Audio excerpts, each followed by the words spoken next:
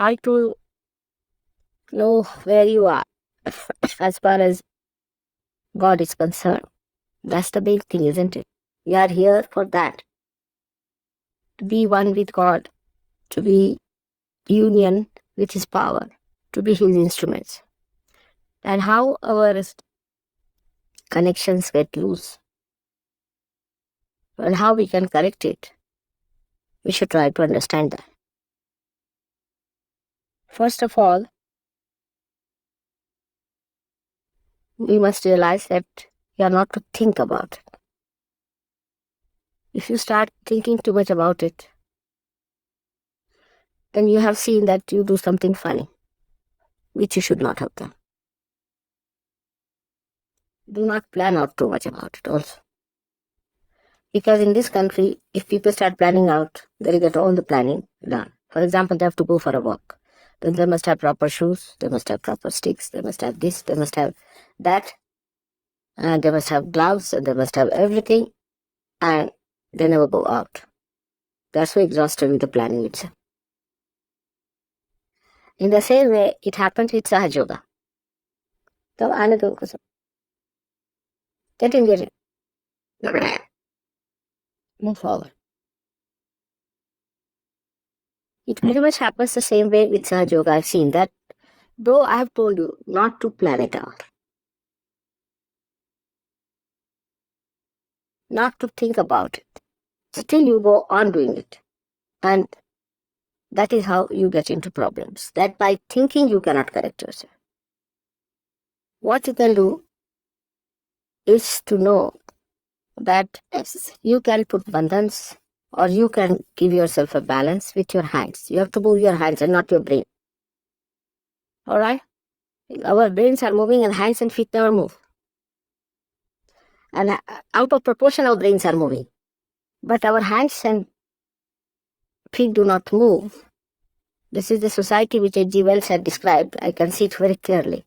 That you have more brains than your deftness and your understanding. Your fingers are not so sensitive. And the brain leads you to artificiality. So you are not to use your thinking for correcting your chakras. Now should I write it down in golden words? That you cannot think about it and sort it out. This is one thing people do not understand. I think you better take him away because he's a little restless, alright?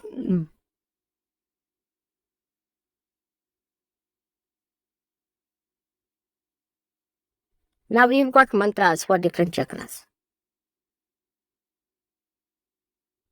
Every chakra has got a mantra which you know. If you do not know, you should find out. Now, if one chakra is patching, then you work on that chakra only and develop your mantra on that. For example, supposing you have to say something for your heart. Then first of all, you must ask for forgiveness from God. That means your attention has not been so much as it should have been on the spirit. Or if you have done any mistakes, ask for forgiveness. You ask for forgiveness. Now, you ask for forgiveness from your heart. Even doing it can be artificial. You understand that. It could be just ritualistic, but from your heart. Whatever you have to say, you say it from your heart. Ask for forgiveness from your heart. Not think about it. You see, this is the trouble is. If I say something, then you start thinking about it. And then you said that now I have to take out my attention from the center. And then you start taking out your attention. You cannot. With your brain, you cannot take out your attention from anywhere to anywhere. It's only through your hand or movement of your hand or by saying mantras you bring it. Do you understand that point? Absolutely clear cut. Many people think that if they pay attention to something and pull their attention, you cannot. But what you can do is to, when you are saying the mantra, put your attention without thought to that particular chakra. So you master that chakra ultimately. The one which is a weakness can become your master. But if you think, then you are catching again the heart much more. You have known that by thinking, you catch your right side in the sense that it starts overactive, get overactivated, and left side gets frozen up, by which heart is catching. Your ego develops, which engulfs your heart. So the more you think about it, how to correct your ego, the worse you are. You fight it. So then we know that we have to give a balance. Bring down your ego with your hand, with massaging. You can bring it down because in your hand it is flowing. Whether you are catching or not catching, it is flowing from your hand is there.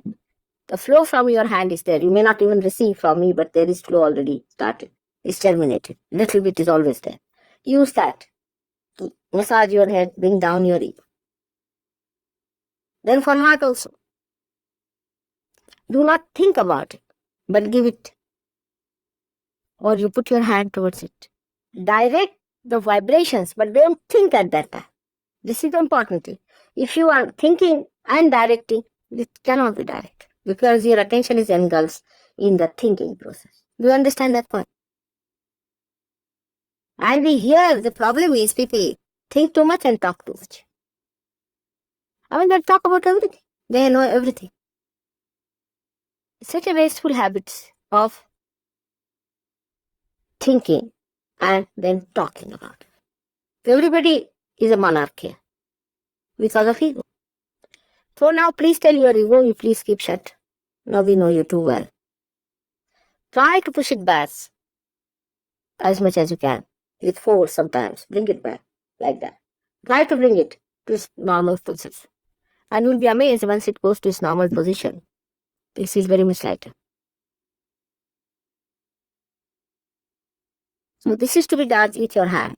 You can use oil to rub on your body. If you have to rub, you can use even powder or anything for having less friction. But it is through massage, through giving bandhans, by taking it out, or through limbu, or you can use even an orange or something like that. Try to take out these vibrations through these mediums and not through thinking. Through thinking, you cannot do it. Once you think, you have no power over yourself. There's a barrier between the spirit and you. Because you're thinking through your ego.